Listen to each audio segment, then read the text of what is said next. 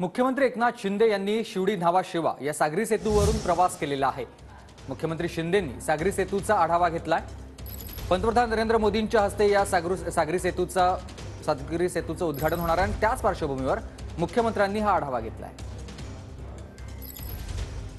मुंबईच्या दृष्टीने अत्यंत महत्त्वाकांक्षी प्रकल्प असलेल्या शिवडी न्हावा प्रकल्पाचं या सेतूचं उद्घाटन 12 जानेवारी रोजी पंतप्रधान नरेंद्र मोदी यांच्या हस्ते केलं जातं आणि नेमका हा पूल कसा आहे, हा Mumbai metro trans harbour link हा पूल कसा आहे हे आम्ही तुम्हाला दाखवतोय।